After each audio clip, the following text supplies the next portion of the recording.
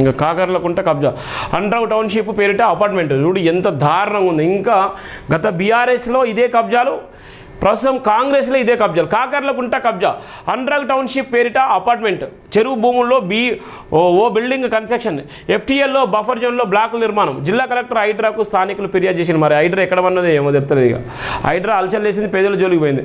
ఇక్కడనో ఇంతగానో banner వార్త రాసిళ్ళు, ఇంత ప్రధానమైనటువంటి వార్తలు రాసిళ్ళు. మరి ఎక్కడ వెళ్ళి అన్నటువంటి పోలీసు అధికారులు, హైడ్రా పోలీసు సిబ్బంది, హైడ్రా సంబంధించిన కమిషనరు, సీఎం గారు ఏం చేస్తున్నట్టు. ఇక్కడ కాకర్లకుంట చూడండి టౌన్షిప్ ఏర్పాటు చేసిన వాడు. ఇక్కడ ఉన్నటువంటి మొత్తం చెరువులే ఇక దానికి సంబంధించినటువంటి నిర్మాణం, ఇక అపార్ట్మెంటు, తన చుట్టూ ఉన్న పల్లెలను కలిపేసుకొని తూకుంటా మున్సిపాలిటీగా అవతరించింది. జనాభా సైతం లక్షలకు చేరువ అవుతుంది. ఈ నేపథ్యంలో ఇక్కడ భూమికి డిమాండ్ పెరుగుతుండగా కబ్జాల పర్వం కొనసాగుతున్నది. చెరువులు కుంటలను మింగేస్తున్నారనే విమర్శలు వస్తున్నాయి. మేడ్చల్ జిల్లా తూకుంటా మున్సిపాలిటీ పరిధిలోని కాకర్లకుంట చెరువు కబ్జాకు గురవుతుంది. ఎఫ్టీఎల్ బఫర్ జోన్లో అపార్ట్మెంట్కు సంబంధించి బ్లాక్ నిర్మాణం చేపడుతున్నట్లు స్థానికులు ఆరోపిస్తున్నారు. అపార్ట్మెంట్లోని బ్లాకుల నిర్మాణం చూడండి ఏ విధంగా నిర్మించున్నాం. మరి దీని మీద సీఎం గారు ఏం చేస్తున్నట్టు అర్థం కాని పరిస్థితి.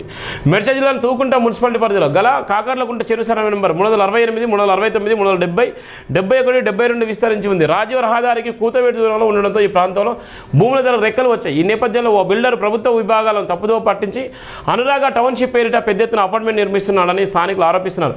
చెరువుకు సంబంధించిన ఎఫ్టీఎల్ బఫర్ జోన్లు ఆక్రమించి సుమారు 3.5 ఎకరాల అపార్ట్మెంట్ బ్లాక్లు నిర్మిస్తున్నారని పేర్కొంది. దీంతో కాకర్లకుంట జీవం కోల్పోయే ప్రమాదం ఉందని ఆందోళన వ్యక్తం చేస్తున్నారు. కబ్జాపై ఫిర్యాదులు, కాకర్లకుంట చెరువును కబ్జా చేసి నిర్మిస్తున్న బిల్డర్పై కఠిన చర్యలు తీసుకోవాలని మేడ్చల్ మల్కాజ్గిరి కలెక్టర్ కార్యాలయంలో ఇప్పటికే స్థానికులు ఫిర్యాదు చేశారు.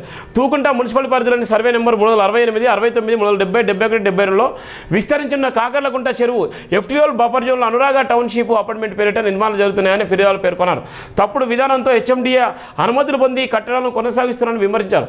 అధికారులు వెంటనే ఈ విషయంపై విచారణ జరిపి చెరువుల కబ్జా చేసి చేస్తున్న నిర్మాణాలపై అదేవిధంగా నిర్మాణదారులపై చర్యలు తీసుకోవాలని విజ్ఞప్తి చేశారు. ఇదే అంశంపై హైడ్రా అధికారులు సైతం ఫిర్యాదు అందినటువంటి నేపథ్యం ఉంది.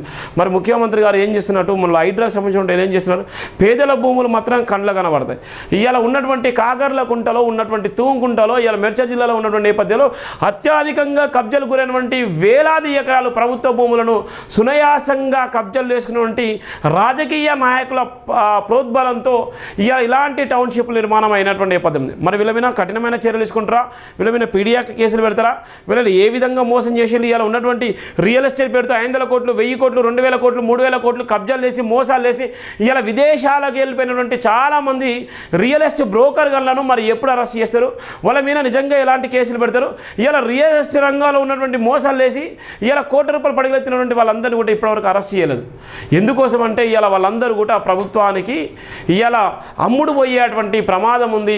ప్రభుత్వాన్ని శాసించేటువంటి నేపథ్యంలో ఇలా మీడియా రంగంలో ఉన్నటువంటి వ్యక్తులు కానీ ఇలా ప్రభుత్వంలో ఉన్నటువంటి కొలువైనటువంటి ప్రభుత్వాలకు ఇలా పెట్టుబడిదారులుగా ఉన్నటువంటి రియల్ ఎస్టేట్ వ్యాపారం చేసే దందా చేసినటువంటి వ్యక్తులు నిజంగా ఈ ప్రభుత్వాలు మోసం చేసినటువంటి ఎవరైతే ఉన్నారో వాళ్ళ మీద చట్టపరమైన చర్యలు తీసుకుంటే మాత్రమే ఇలా రియల్ ఎస్టేట్ మోసాలు జరిగినటువంటి క్రమంలో వాళ్ళకి న్యాయం జరిగేటువంటి సందర్భాలు అయితే ప్రధానంగా ఉన్నటువంటి నేపథ్యం అయితే చూస్తున్నాం మనం.